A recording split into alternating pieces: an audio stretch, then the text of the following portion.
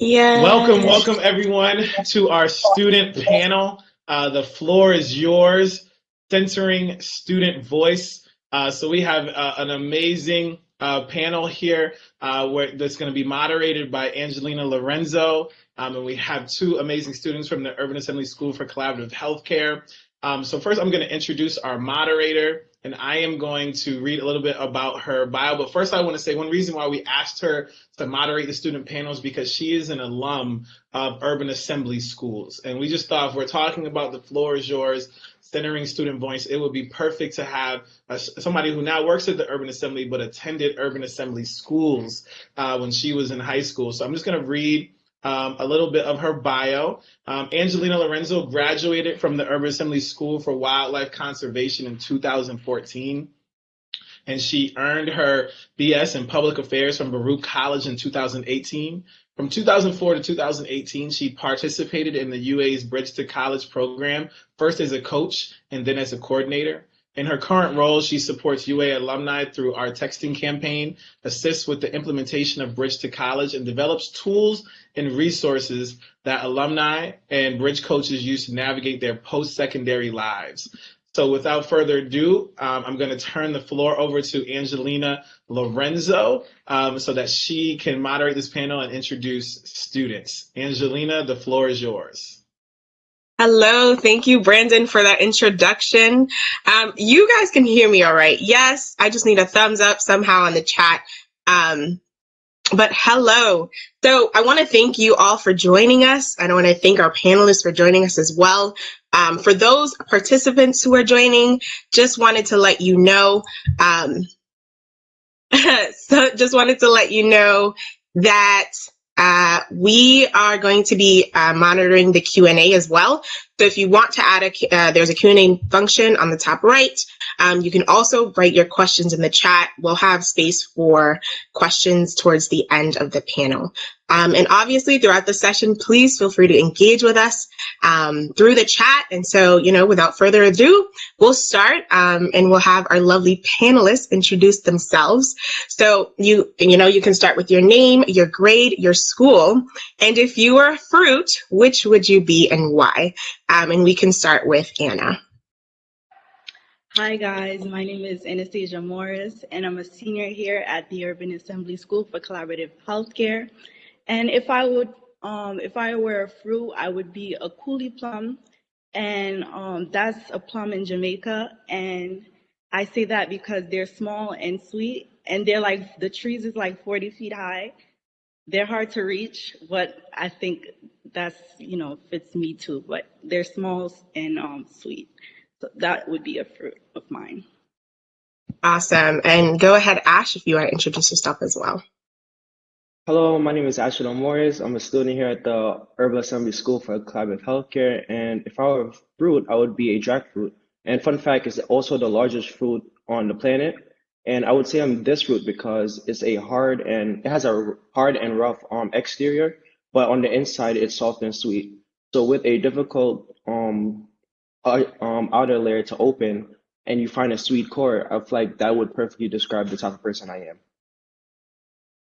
Awesome. And it's interesting because, fun fact for the crowd, Ash and Anna are twins. And so it's interesting that both their fruits both have like a sweet core and a sweetness to it, but they have their own personality and their own heights and strengths. So we'll start with the first question today, right? What is SEL and why is it important in general, right? So we can start with Ash here. SEL is the ability to identify and manage your own emotions while being able to also recognize the emotions of others. This is important because managing your own emotions gives way to more rational and well thought out decisions. Also, recognizing the emotions of others allows you to to speak to others on more sensitive topics. Or for example, if someone's having a bad day and they um project that energy onto you, you may think that as they're directing that energy to you personally, but it may be because of certain circumstances that happened prior to your meeting.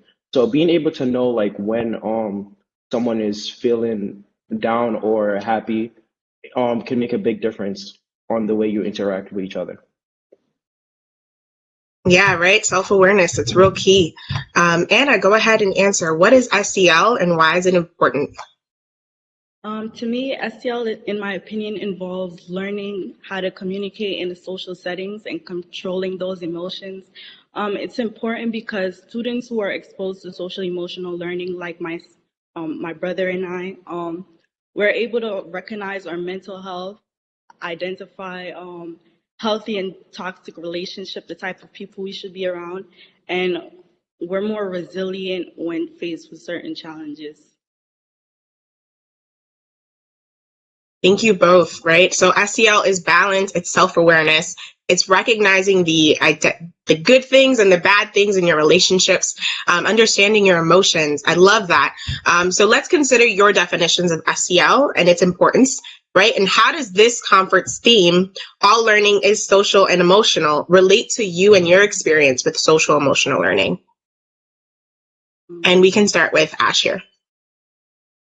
So the conference theme of all learning is social and emotion, relates to my own experiences because during the beginning of the pandemic and the introduction of online learning, I realized like I was missing out on certain things like the general interaction with students right beside you. And not being able to see the students beside me, allowed my motivation to drop and me wanting to compete with other students for like a higher grade on a test. So I would say that like this relates to me because it made me want to inhibit my ability to participate or like want to give give a more strengthened approach to school work. Thank you, Ash. Anna, how does this theme, all learning is social and emotional, relate to you and your experiences? Okay, so the thing is, I had no idea what emotional learning was until I was taught about it in high school. And now I understand that it's something that you must work on every day to improve on.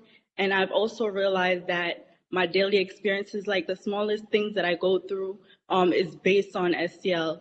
So like responding to my parents, dealing with a job, customers, coworkers, and doing my homework all requires social emotional responses.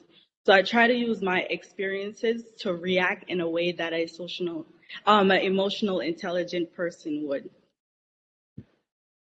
Thank you for that, Anna. So we'll actually start with you with the next question, right? Since you've kind of started talking about your experiences, but what SEO competency are you most working on? And what SEO competency are you most proud of your growth in? Um, yeah, you can start. Go ahead, Anna. Okay, so something I'm working on is my self-management and handling my anxiety. It has really been affecting me lately due to overthinking and not wanting to appear incompetent, which is ironic because I'm doing this panel right now. But from the simplest thing, like someone asking me to do their makeup or like even a college interview I just did, it's just that I wish I wasn't so nervous at the time that I know it's a natural response, but I know that I'm capable of carrying out the task. I just wish that my nerves didn't control me. And for the growth, I'm most proud of my self motivation. I'm completing my assignments on time. Some of them, even if it's not, the 11:59, if I don't make the deadline, I'm still trying to get it completed. And I was talking about how I needed to be more positive the other day, and I was worried about how I was going to get through the college process. And I realized that that's a thing in the past, and I got it done. So I'm feeling much more better. I feel a little stronger, and I feel driven to pursue my future ambitions now that I've got that part over with. Yes, and you're not the only one who gets nervous. Here we both are in the panel, right? So Ash, tell us about your SEO competency that you're most working on and what you are most proud of in terms of your growth. The SEL competency I'm working on right now would be time management. I usually like handle or sorry. The SEL competency I'm working on right now is time management, and I say time management because I usually take on more than I can handle, and like being able to get things done on time can be a hassle.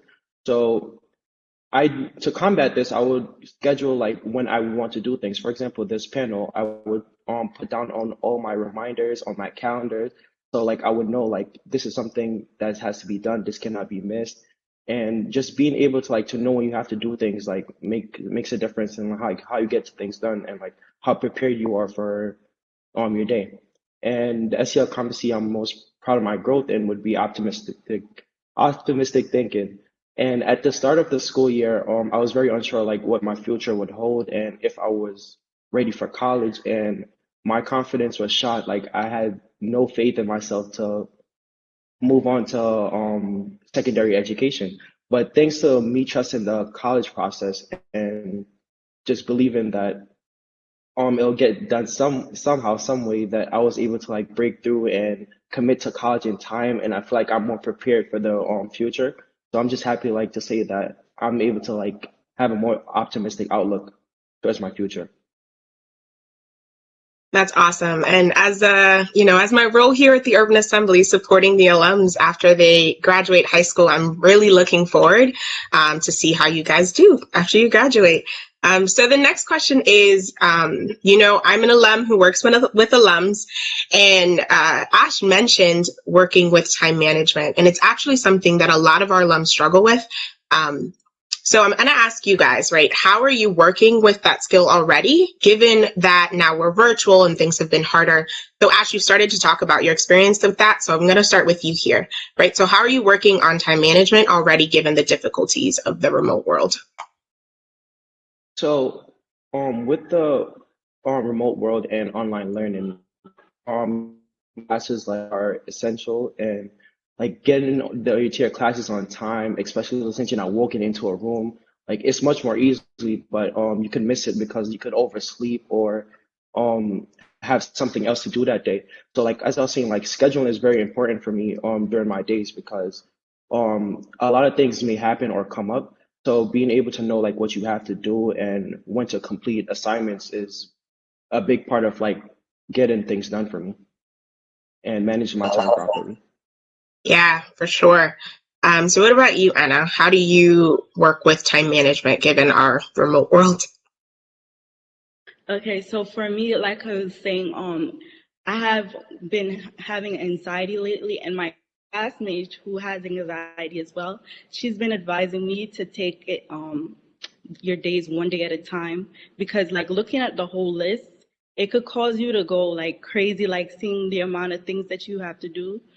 So just like scheduling your your activities, and I feel like just taking things one step at a time instead of looking at a whole saying you're looking at a college syllabus and seeing what you have to do for the whole semester.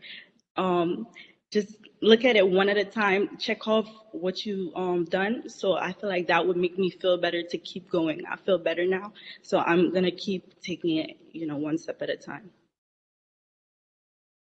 For sure. One day at a time has been very critical. It's been my motto. I think someone in the chat says it's a critical life skill, right? Take it one day at a time. So what would be different about your communities if more kids and adults learned and used the skills that you've been taught? So Annie, you can talk about what your experiences have been with kids and adults. Okay, so I'll start with kids first, and I think it would be easier for kids to ask for help if they learn social emotional skills. As you know, most successful adults and like students, they have a circle of people who help and advise them. You know, the president, he has his board of advisors. So for me, sometimes it's hard to ask for help, but it's a sign of it's a asking for help is a difficult thing to do, but it's a sign of self-awareness and like response relationship skills.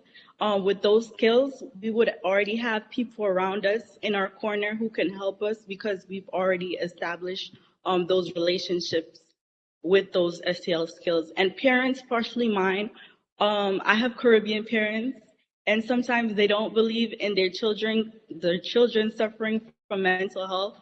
And when I say partially mine, I mean that they're aware of it, but when it's in their child, they are oblivious and like in denial, like they're not aware that a child could have um like they could be feeling down or like depressed, not like the medical, but just like, not in the mood to do certain things.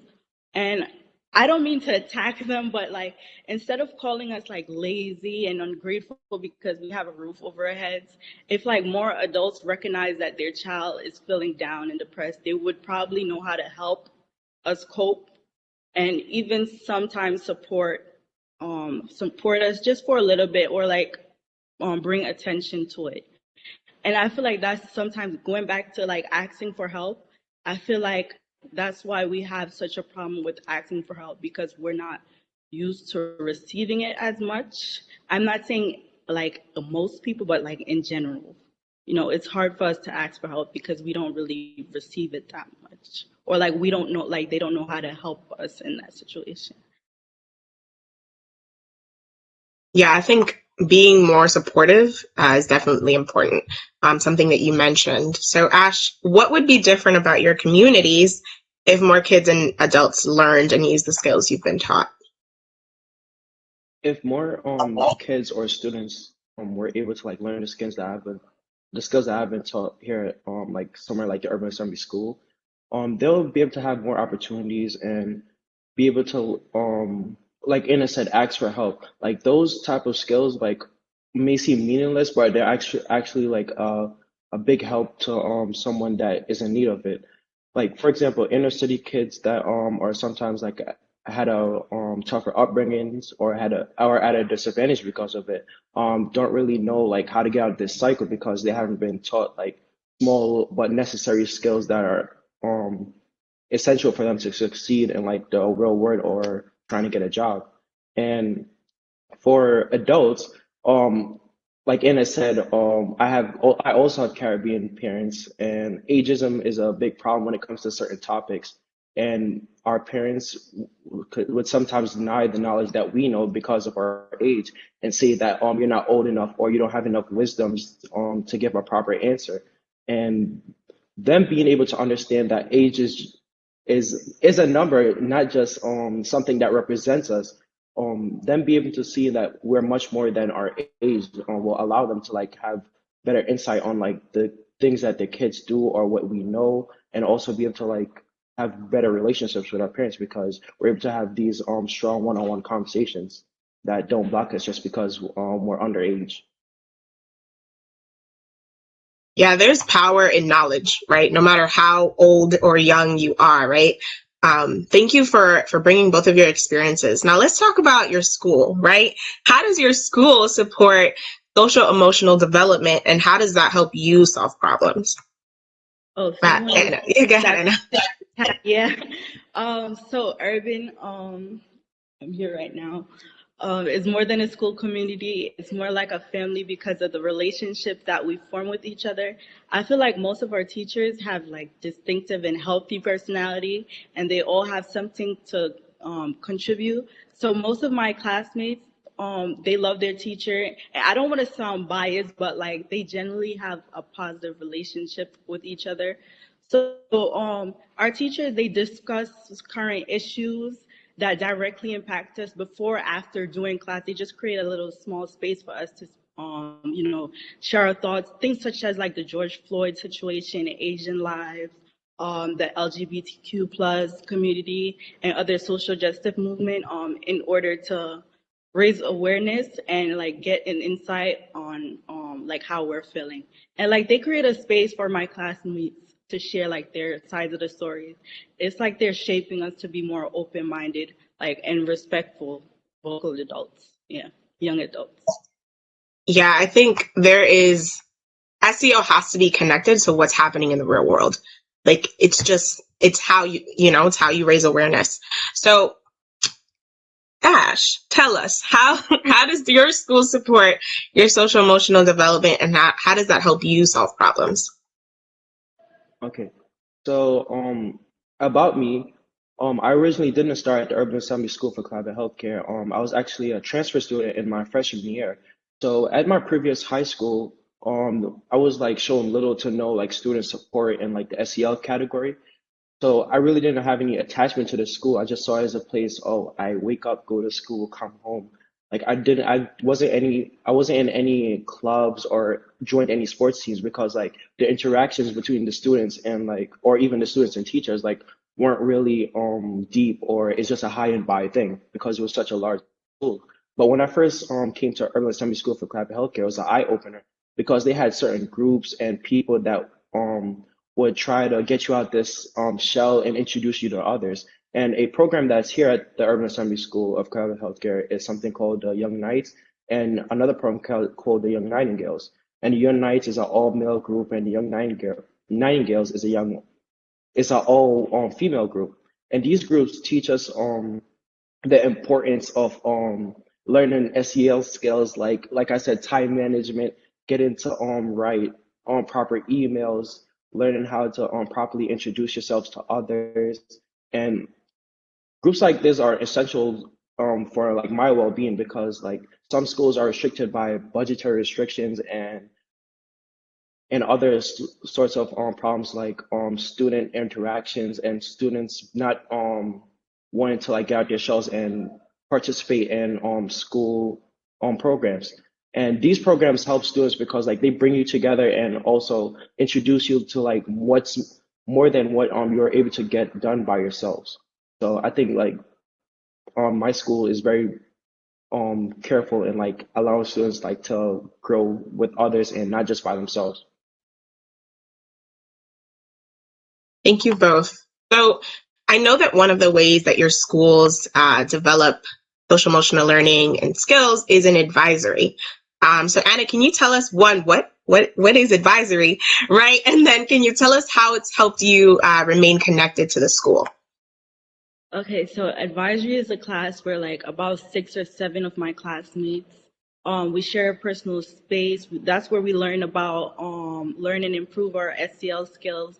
Your advisor could be your teacher, your math teacher, your principal. Hi, Miss Yuji, if you're watching. Hi, Miss Major. All those people could be your advisor. And when one of our classmates is like struggling with their assignments, we sometimes encourage them and help them out. My advisor, Miss De Blasi, hi, if you're watching, she spoils us when we were in like before COVID. She used to spoil us and celebrate our birthdays and make us feel like a part of. We create a bond with each other and we feel like we're a part of this school. And not only that, but like after COVID, um, like during I think it was last month or so or in December, one of the advisories went on a roller skating trip, and I went even though it was in my advisory. When we arrived, she welcomed us, and it's not like she could turn us away, but it's the fact that she welcomed us as like one of her own, and I felt included. I felt like I was a part of the group, even though that wasn't my advisory. So it's that sense of like belongingness, even if you aren't like that close with the other advisory. They still make you feel included. That's awesome. So an advisory community is not just limited to like your own advisory, but it's the entire school as a whole. That's awesome. Ash, how about you? Tell us how advisory has helped you remain connected to the school. So I'm a very inside of my head person, so I don't really like sometimes I don't like the big group. And advisory is a place where like a small group could gather and speak about topics. And like this place is very secure because like our teachers are very understanding and they take the time to know their students. So it's not a stranger you're being having conversation with. Is like someone that you could trust and have conversations with that are just amazing sometimes. And like advisory just becomes a home for you because the teacher doesn't just check on you in school, but they will actually like look at your feelings and like take the time to ask if you're okay and make sure like you're situated and things are going okay for you. And advisory just allows students also to like help other students because last month we had Autism Awareness Day on April 2nd, and I, as a student, was able to teach freshmen about a lesson on autism awareness. And like I would never be able to do that without the opportunity that has been like set by my school and the social emotional learning concept. So I'm just thankful that advisory is just like another home or like a place where students could express themselves and be able to like get advice on things that they need. I love that. Someone in the chat says, I don't like big groups either, Ash. Um, so can you guys tell us about a time when you actually learned something in advisory and how that lesson in advisory helped you in some, like in a real life, real time event? And we can start with Anna here. Okay, so I remember a lesson on like conflict resolution, conflict prevention, like de-escalating a situation. And my aunt asked why my brother didn't clear out the packages in front of the door. And I don't know, she was just, kind of upset. And my first reaction was to react defensively because I'm really sensitive towards my brother. And I feel like a type of way, even if it's not like towards me. But then I stopped and like considered all the negative outcomes of like overreacting. And I decided to reply in a more straightforward and neutral tone, because I don't know how, like I said, you don't know what that person is going through. You have to jump into the mind of others. And like I don't know how bad her day was. So like I just didn't want to add to that. So I try to, respond to her like in a calm, respectful way, like to de-escalate that situation. And that's progress. Yes, it's progress, one day at a time, right?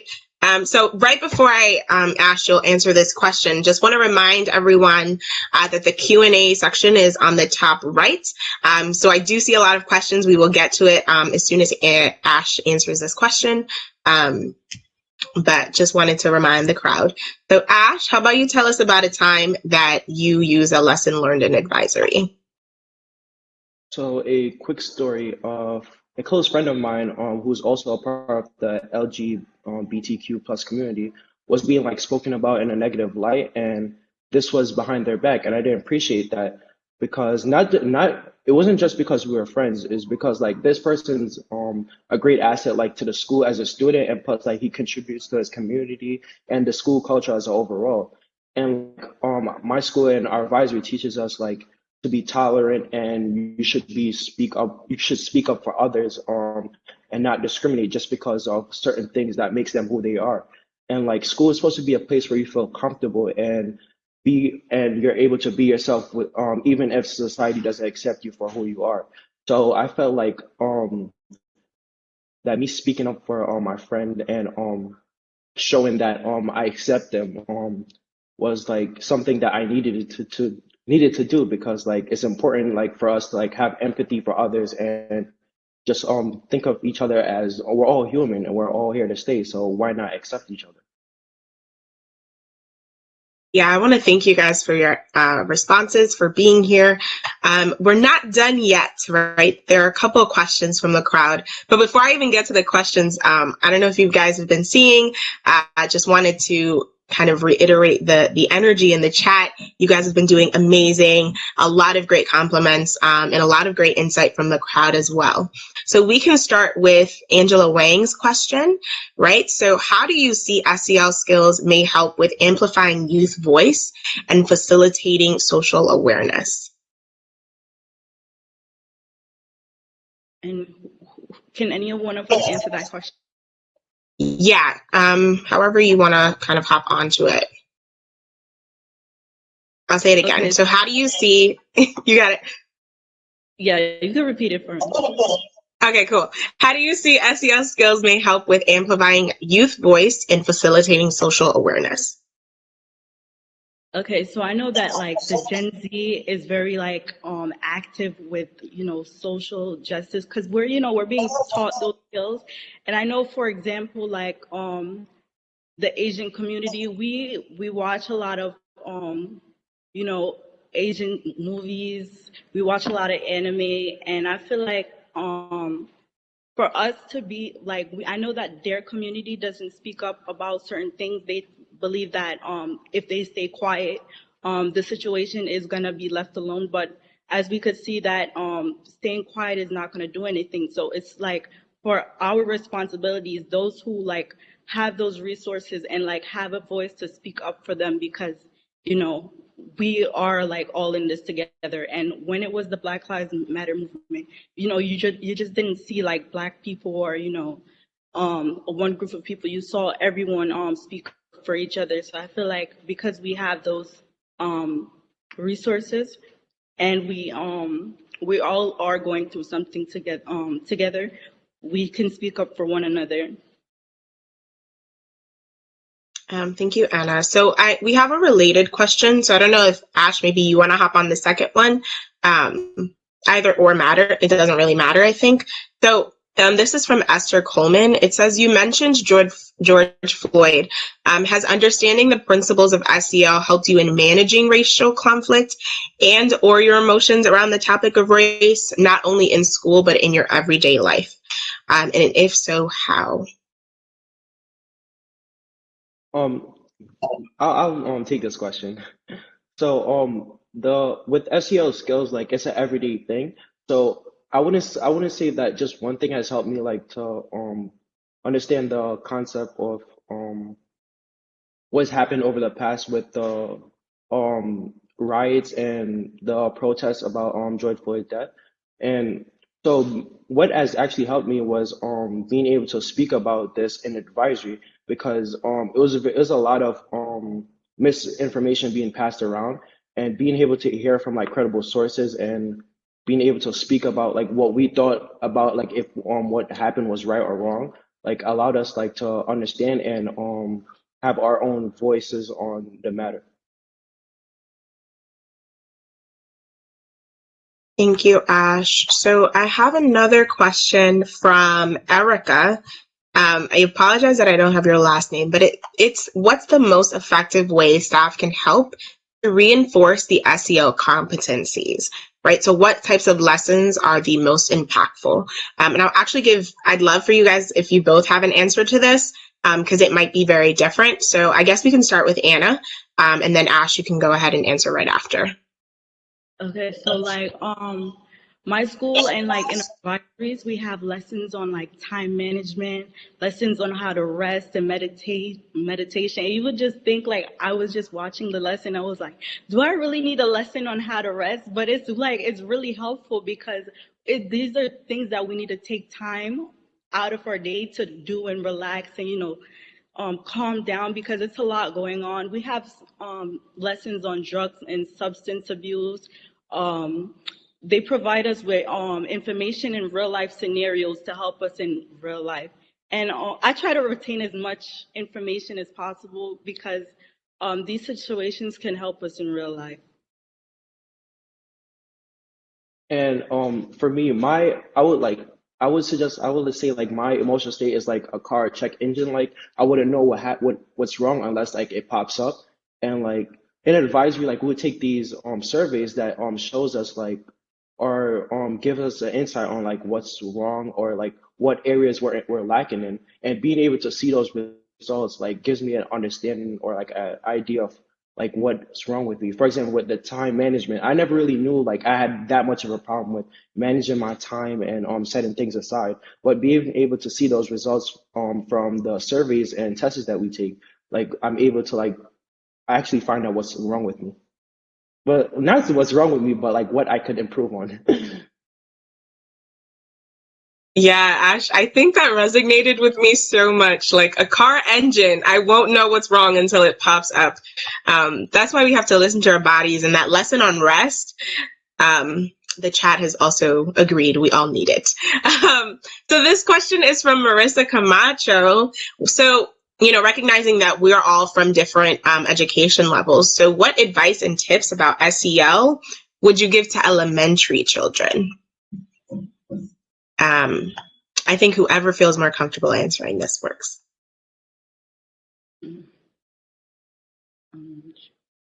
Okay, so like I I would said, for me, I'll go first. Like I said, I didn't learn about SEL until I was in high school, and I feel like it would be really helpful in my school journey if I learned it at a younger age. so I could, avoid certain issues that I had, and like dealing with certain situations like mental health, bullying, knowing how to respond in certain situations, really building my character from a younger age.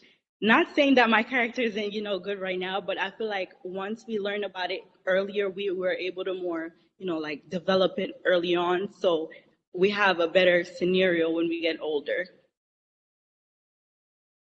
I think it encompassed what I was trying to say because being like learning all these skills like when you're younger like really helps like allows you like to grow faster and realize like what's going on in the world around you and keep you from like staying in this small box that that makes you feel invincible sometimes, even though that can be like motivation for people, but understanding like the emotions of others around you allows you to like to learn from them and allows you to learn with them.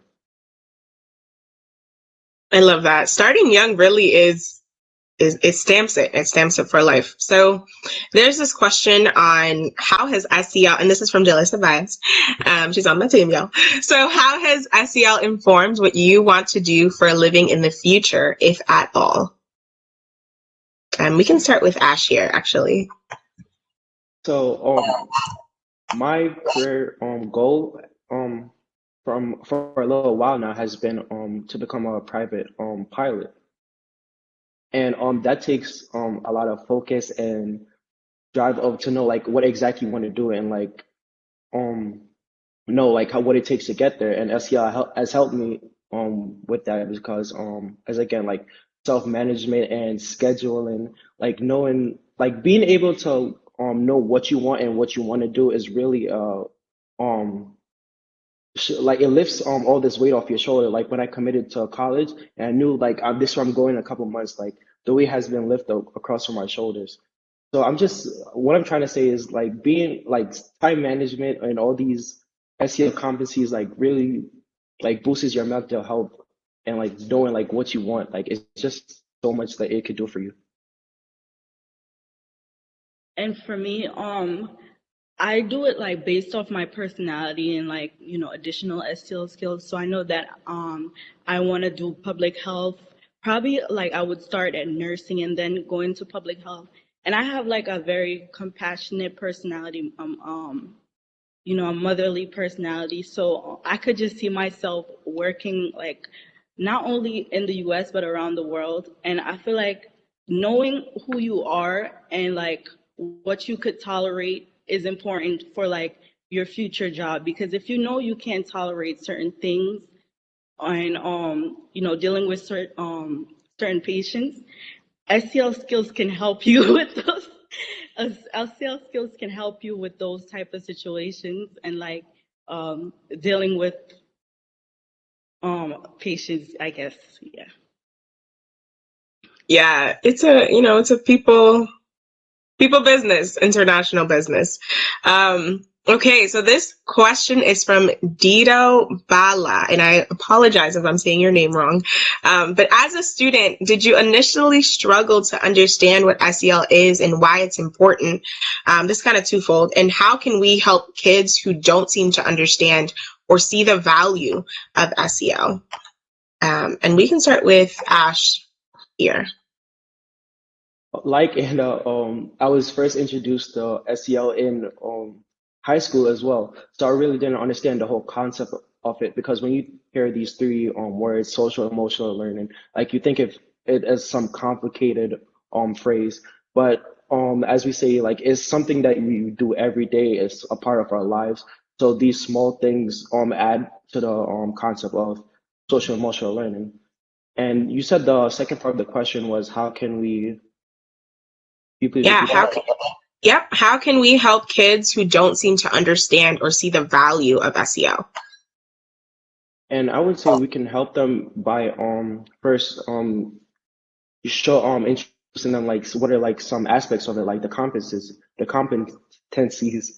like because when I was introduced to it I was shown the competencies and like I would like see what resonated with me and like what can I work with and like what's a part of my life right now that I do every day. So show like them realizing like the everyday things that they do is a part of SEL is one way that you could allow them to understand the meaning of it. Awesome. Thank you, Ash. Anna, do you want to answer the question too? No, I think Ash answer covered what I was gonna say. Perfect. So let's go into a different question. We have about 5 more minutes, so maybe like 3 more. This one is actually for, no, we'll go with this. So Pamela Savins, I'm sorry. Please correct me. How has developing and using SEL skills impacted you building your networks and using your social capital? Anna, you can take this. Okay, so recently I had I'm in a medical assistant class, and we were doing a presentation on what we learned and certain skills that we were doing, and I had a doctor on the conference call that was, just giving me feedback and like helping me, how to become better at, doing certain things, how to work in certain situations. And I felt like I was really connected to her personally, not only because of a doctor, but she knew what medical assistants go through on a daily basis. So I just be trying to build like that relationship skill. I asked my Miss Thamani, one of my guiding, our administrative, for her emails so that we could keep connected and she could help me in the future, because I really felt that connection, not only because she was a doctor, but I felt that special bond that she could help me in the future. Awesome. So this is not a question. This is actually a comment for Ash. So Danya Mall. So I don't know if you guys want to connect over email, but it says the young man should come to our Delaware State University for their aviation degree program. It's the only HBCU four-year college in the country that trains pilots. So Ash, quick connection. Go ahead and I guess connect over the chat. But I did want to say that comment. And so this next question, and it might be our last, is from Allison Cassell. I'm so sorry, guys. Cassell, I think. Can you tell me 1 or 2 things that a teacher did to support you with integrating these skills into your lives? And Ash, you can take the question first. And Anna, if you have anything to add, you can go ahead. So well, this person wasn't exactly a teacher, but it was our school's dean, and they were also in charge of one of the programs that were inside our school called the Young Knight. And this person was a exceptional person in my own words, because like they understood the things that the students went through, and they would speak to us on matters that were touchy to us. So as young boys, like it's sometimes hard for us to know what's right for wrong, or what society is portraying us as. And this person would speak to us as another male, not just as a figure in our school, and he would give us advice on like the things that we would need for the future. And him doing this gave us like a sense of security, because we had someone in our corner to always like look out for us and be there when we're in our most dire moments. And for one of my teachers in the beginning of the year, like I was talking about the George Floyd situation, and this was before he's one of our Asian teachers, and he was just really at the beginning of the year telling us how he sympathized with us, and like how he knows that he would never know what we're going through, but he's there like to support us. And he gave us like this book to read about certain social justice movement, like trying to help us like embrace the social justice movement and being a part of it, like just molding those ideas into our mind and showing us like was like really important for us, and it shows that they really care and they want to support us. Awesome. So I want to thank you both for your amazing words of wisdom. Thank you all for joining us. So it is time to wrap up. So the way that the participants have to do, all you have to do is leave this session and go ahead and join the next session. Thank you all for joining us. Thank you, Ash and Anna, for joining us as well. Have a wonderful time. Bye, everyone.